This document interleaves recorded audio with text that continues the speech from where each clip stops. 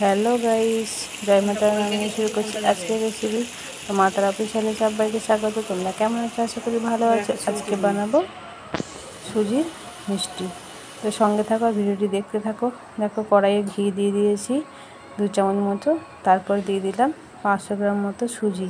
তো সুজিটাকে ভালো করে নাড়াচাড়া করে নিতে হবে বেশ কিছুক্ষণ ধরে। একটু হালকা ভেজে নেব যাতে কাঁচা গন্ধটা চলে যায়। তা ভাজা হয়ে গেছে। তারপরে আমি দেখো এখানে 500 গ্রাম দুধ গরম করে নিয়েছিলাম, সেই দুধটা ঢেলে দিলাম। তো সুজিটার মধ্যে দুধটা দিয়ে ভালো করে সিদ্ধ করে নেব নাড়াচাড়া করে।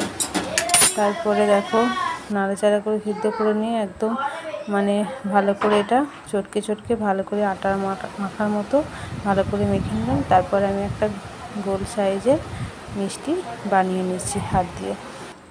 তো দেখো পুরো গোল সাইজের মিষ্টি একটা বানানো হয়ে গেছে। আর পুরোটা বানিয়ে নেব এইভাবে। তারপরে বানিয়ে নেওয়ার পর কড়াইয়ে তেল দিয়ে দিয়েছি। কড়াইয়ে তেল দেওয়ার পর দেখো সুজির মিষ্টিগুলো দিয়ে দিলাম। তো উলট পালট করে বেশ কিছুক্ষণ ধরে ভালো করে কিন্তু ভেজে নিতে হবে। তেলটা ভালো করে গরম করে নিতে হবে, যাতে নাহলে কিন্তু ভেঙে যাবে। তো ভালো করে তেলটা গরম করে নেওয়ার পর দেখো একটার পর একটা ছেড়ে দিচ্ছি। তারপরে উলট পালট করে ভালো করে লাল লাল করে একটু ভেজে নেব। লাল লাল করে ভেজে নিলে রসটি বলে কিন্তু দেখতেও ভালো লাগবে আর খেতেও ভালো লাগবে। মিষ্টির কালারটা দেখছি দেখো এইভাবে লাল লাল করে একটু ভেজে নিতে হবে, যাতে পান্তুয়াটা দেখতেও ভালো লাগে। আর দোকানের পান্তুয়ার মতোই কিন্তু এটা দেখতে হয়েছিল আর খেতেও কিন্তু দারুণ হয়েছিল। তো দেখো এইভাবে আমি তেলে ভেজে সমস্ত মিষ্টিগুলো তুলে নিয়েছি। আর কত সুন্দর গোল গোল হয়েছে। তারপরে দেখো একটা শিরা বানানোর জন্য দিয়ে দিলাম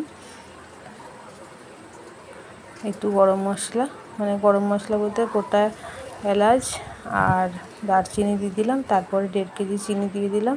তো চিনির রসটা যখন দেখলাম হাতে একটু আঠা আঠা খাচ্ছে, তখন মিষ্টিগুলো আমি এর মধ্যে দিয়ে দিলাম। তো বেশ কিছুক্ষণ 10 থেকে 15 মিনিট মতো ভালো করে রসে ফুটিয়ে নিতে হবে, যাতে মিষ্টির ভিতরে রসগুলো ঢুকে যায়। আর দেখো এত সুন্দর কালারটাও হয়েছে আর দেখতেও কিন্তু খুব সুন্দর লাগছে। আর খেতেও কিন্তু সেই টেস্টি হয়েছিল। বন্ধুরা, তোমরা কিন্তু বাড়িতে এইভাবে বানিয়ে খেয়ে দেখবে, আশা করি তোমাদেরও ভালো লাগবে। একদম পারফেক্ট তৈরি হয়ে গেছে। আর দেখো এক একটা মিষ্টির মধ্যে রস ঢুকে কিন্তু খেতে গেছে। আর এত নরম হয়েছিল। অরিজিৎ খেয়ে তোমাদের বলে দিচ্ছে কেমন হয়েছে। অরিজিতের কিন্তু খুব ভালো লেগেছে। বন্ধুরা, তোমাদের ভালো লাগলে চ্যানেলটিকে অবশ্যই সাবস্ক্রাইব করে দিও বন্ধুরা।